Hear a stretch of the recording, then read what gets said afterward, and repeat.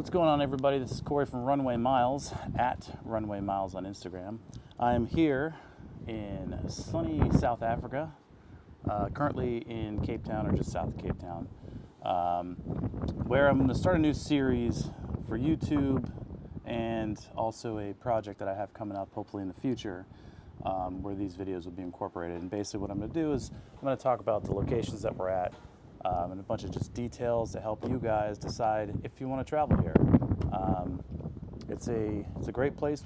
This is my fourth time as a family coming here. This is why I can talk about it, I feel like, as well as any other country we've been to. So here we go.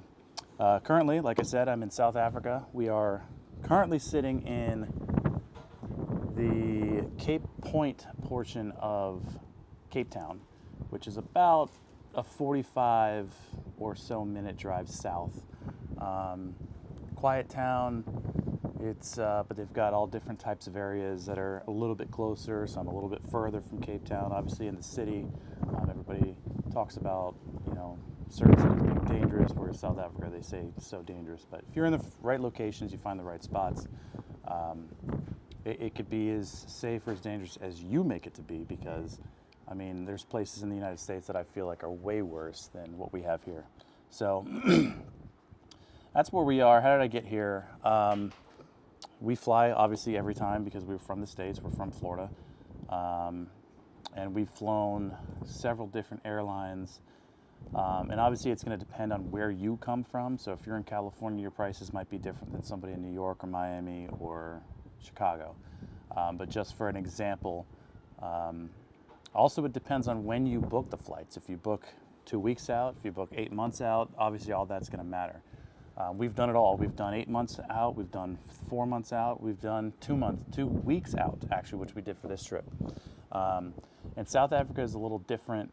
So their winter season is summer for us, and vice versa. So right now, in the end of February, it is their summer, which is, it's probably 70 degrees right now, sunny. As you can tell, I got some sunburn this week because we've been here a couple days. But at night it does get into the 60s, and some days it got into the high 50s. But go back to the plane. So February, March is like their touristy season, but for some reason from the States it's cheaper to book. Obviously if you book 8 months out, like we did the first time we came, which was February, March of 2022, I think. And it was about $785 per person. For a family of 3, it was like, I don't know, $2,400 total, and that's the original flight, the layover flight, and then you get here, and then the return flights with food, and it's a long flight, but you get food. So, I think it's a pretty good value, considering how long you're traveling and everything about that. We've also come in July, August, which is not their touristy season. I apologize for the wind. It's very windy today. That's why I have the mic pack going.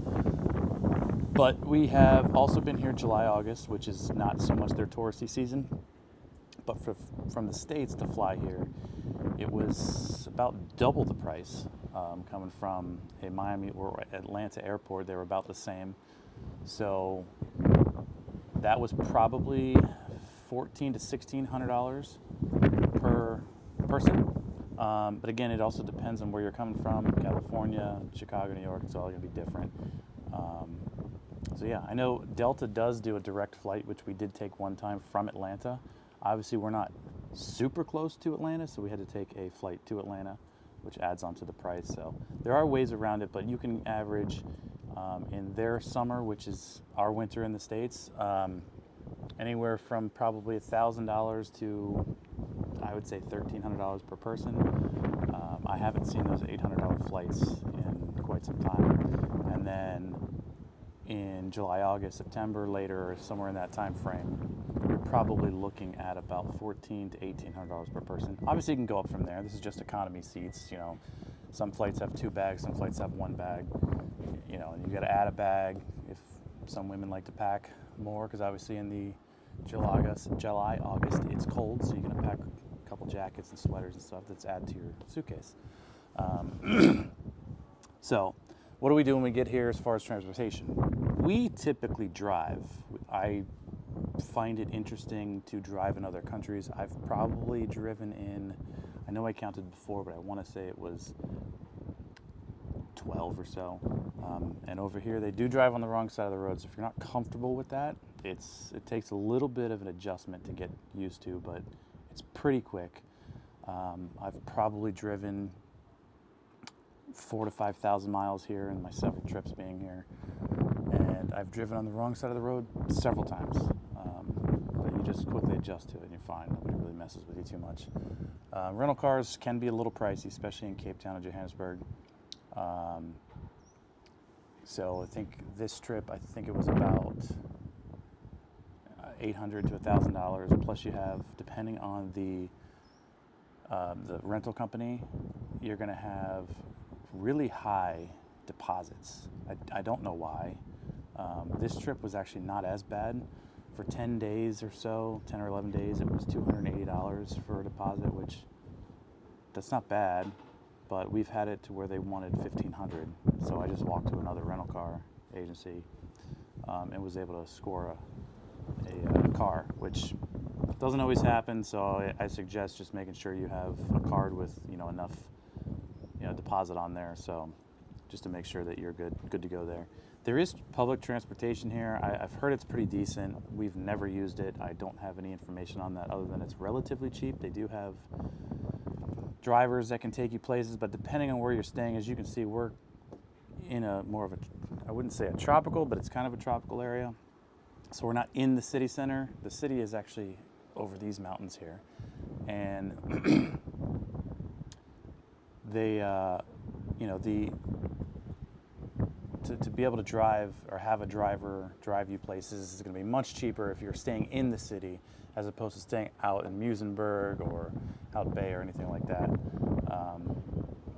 The further you go, obviously it's going to cost more, but there are ways around it. They do have the red buses, like the double deckers you see in England, that take people around, but it's the tour buses here, and they take you all different areas like Table Mountain, this and that.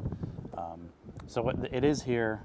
I don't know about Uber. I haven't really looked it up, or at least in a while I haven't looked it up, and I honestly don't remember if they had the last time I looked it up. So I suggest just getting a car. It's easy enough. You don't, as a United States citizen, you don't need an international driver's license. I have one, but I've never used it. I got it in December for another trip. Didn't even use it on that trip. Been stopped a couple times here, once for document checks and once because I was speeding, and that was over in Johannesburg. They let me go, thank God, but it does happen, and you just show them your driver's license. Sometimes they ask for your passport, and it's pretty easy. As far as where I stay, we like Airbnb. Just depends on where you look. Obviously, you can stay near the city where a lot of the activities are. You can stay in more scenic areas like Camps Bay, Muizenberg, depending on what you want to do. Muizenberg is good for surfing and a bunch of stuff like that. Anything in the water. They do a bunch of kiteboarding over there. It's pretty interesting. As you can see, it's windy right now. I guarantee there was at least 30 people kiteboarding over there today. There's a lot of activities in and around the water that people do here, plus other stuff to do. But we stay in Airbnbs to kind of be near some of those activities because that's just what we like to do. Plus, we like to stay in quieter areas. And it all depends on where you're looking to get your Airbnb. In the city, you can find cheaper, but with cheaper, you're going to get a cheaper accommodation as far as aesthetics and just kind of the area. But I would say a good price is $120 a night. That's probably pretty typical. On a economy higher end, if that makes sense, because if you want to go really high end, Camps Bay,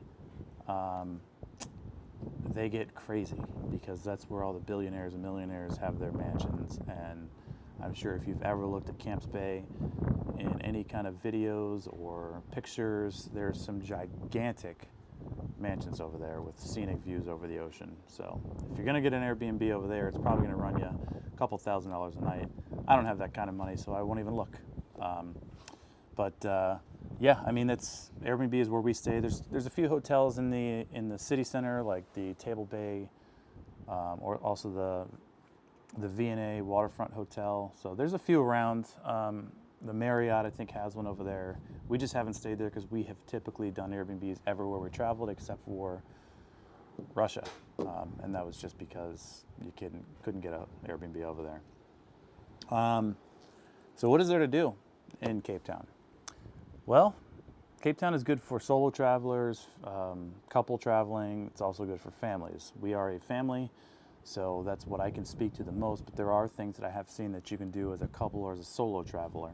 And if you don't know much about South Africa, it is a very beautiful scenery. So a lot of the stuff that they do here is outdoors.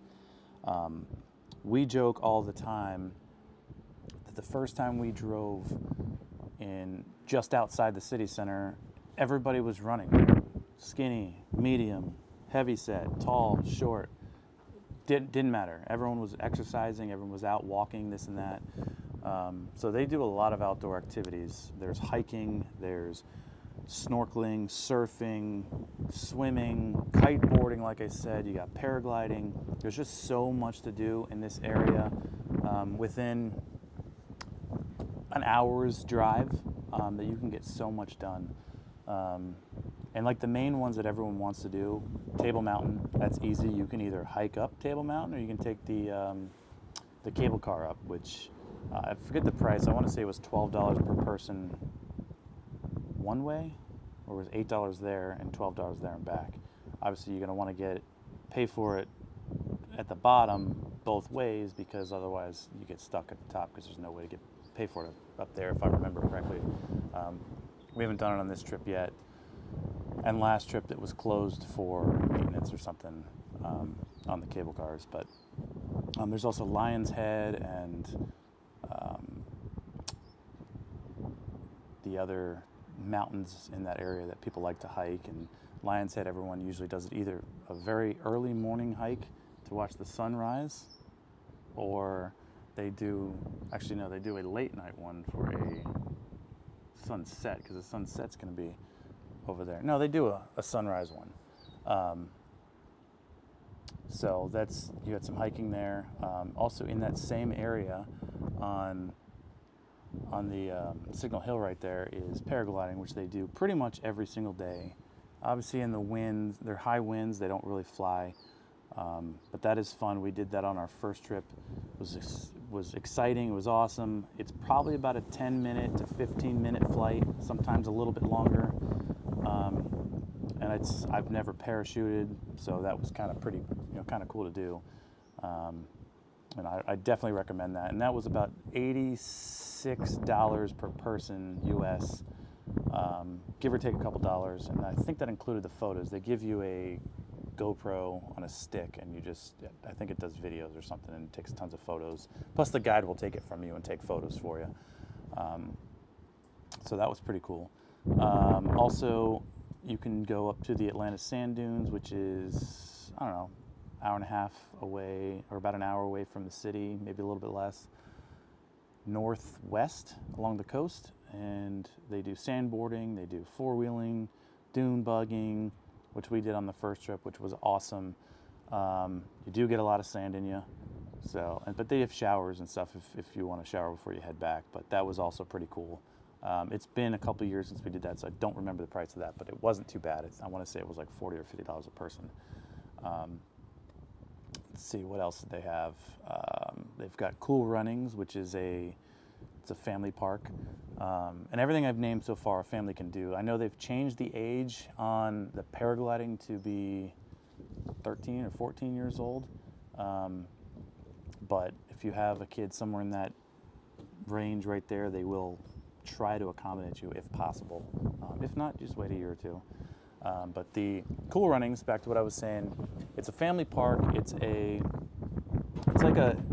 coaster on a metal slide, basically. I know you've probably seen them on other YouTube videos and TikTok and Instagram, in the woods in some South American country. Well, it's pretty much the same thing. You have this little lever here, and I think pushing it forward stops you. Pulling it back, you start shooting down.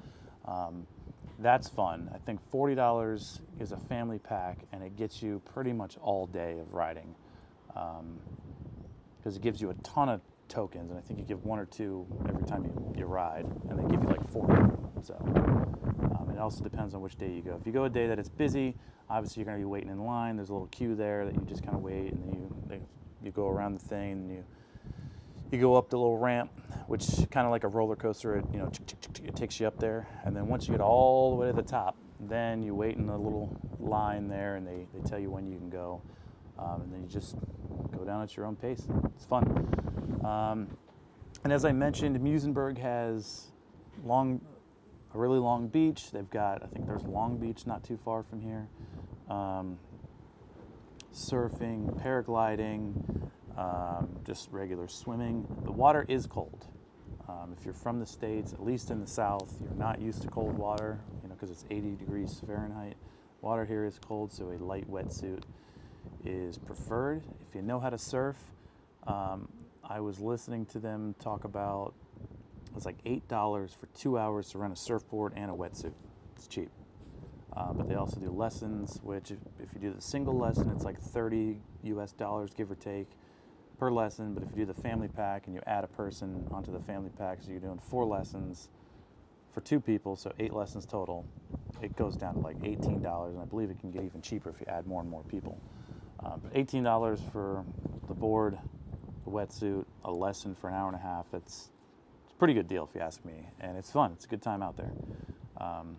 And with that wetsuit, you don't really feel too much.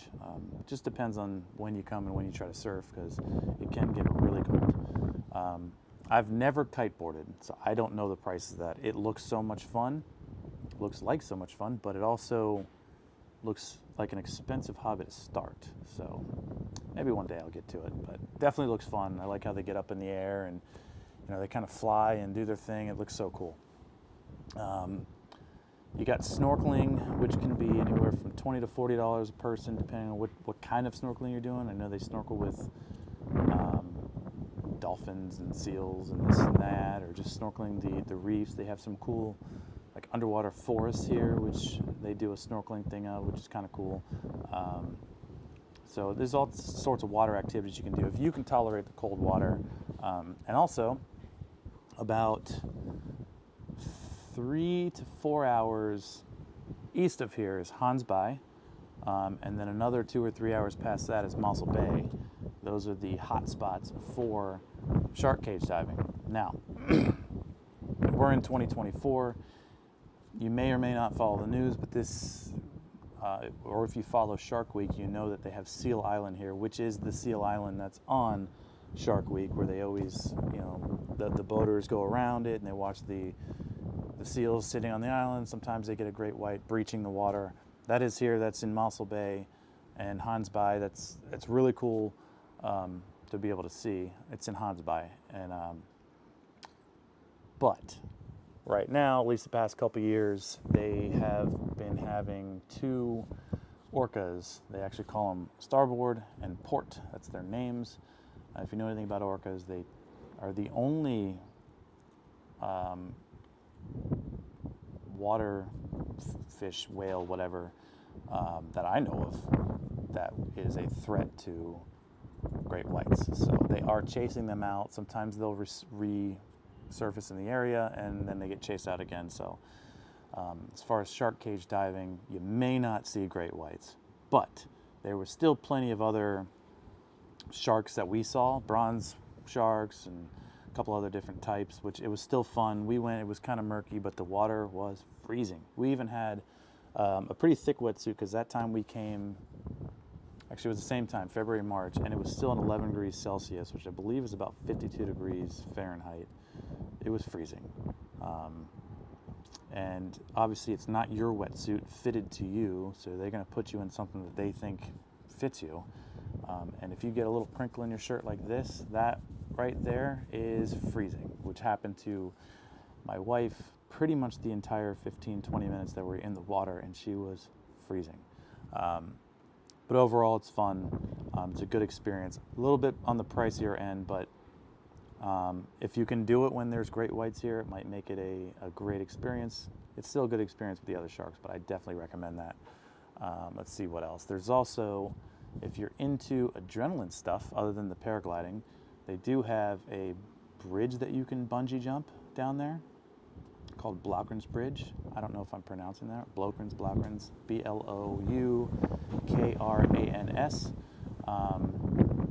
I saw a bunch of people doing that. Looked pretty fun. I'm not about to jump off the bridge, but that's just me. But some people that did it, I was talking to afterwards, they said it was awesome. And that's just another one of those activities. It is a far drive, so I would recommend getting a place for a night or two when you go out there, because the first time we came, we drove to and from Hansby in one day, and it's a long drive, and it makes for a long day because you got to be up super early and you get home super late. So yeah, so there's plenty of things to do, and almost everything that I've mentioned children can do. I don't remember if young kids at the time, my son was 10, I don't remember if he was able to jump the bridge. I feel like he was, but I don't want to say for 100% certainty. But pretty much everything else that we've done as a family, he's been able to do. He picked up surfing here, and it took him, I paid for 4 lessons for him, and it took him 20 minutes. 10 years old, obviously kids pick it up pretty quick. It also depends on your fitness level and how athletic you are. I consider myself pretty athletic, and I wouldn't say I'm struggling, but it's a work in progress. We'll just say that. There's also Cape Point, way far from the city. It's probably about a 2-hour drive, give or take, from the city center of Cape Town. It is a pretty cool experience because you're pretty far south on the peninsula of Africa. So if you look it up,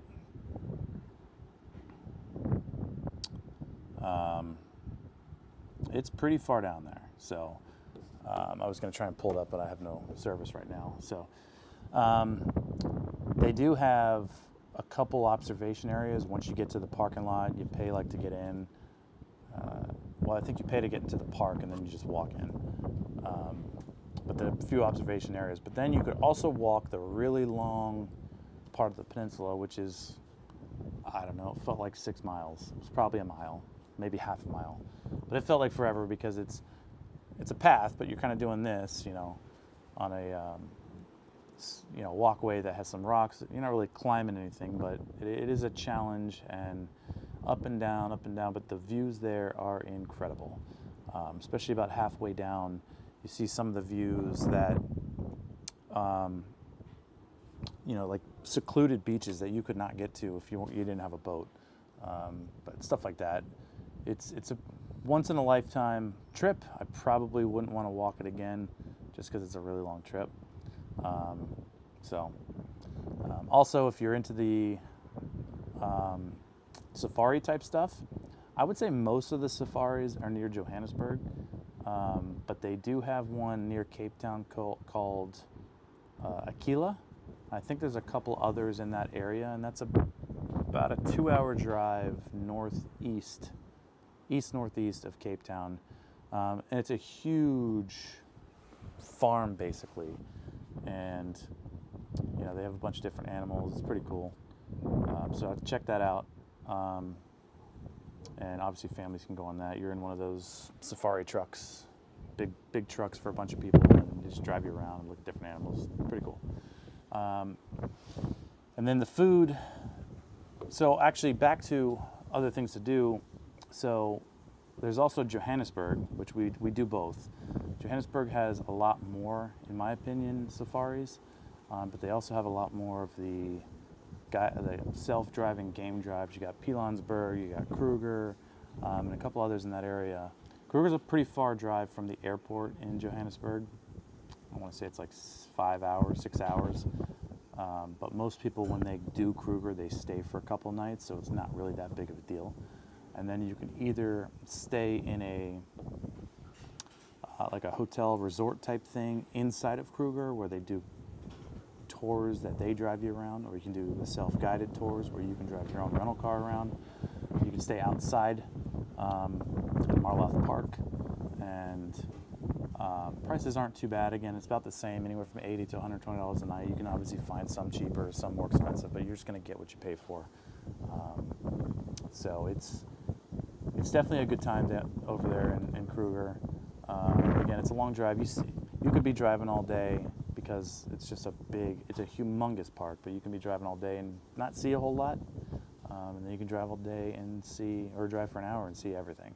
So it's just hit or miss. It's a national park, basically. It's reservation for animals. So luck in the draw, but it's definitely worth it to at least go once. Now, as far as food, the food here is incredible.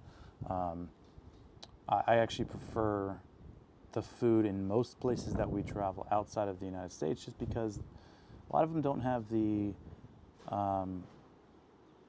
processing and the preservation stuff that we put into it. So it makes the food a little bit healthier, and you definitely feel it in your stomach with less bloating and, being able to release everything afterwards. But it's typical here. You can find typical American food: pizzas, hamburgers, pastas, anything like that. The bacon, obviously there's bacon, there's eggs, there's everything typical of any American style diet, but also you can find other cuisines here. It's good. And just for example, there's a restaurant we like to go to from time to time that for 3 of us, we get there, an appetizer or 2 appetizers really.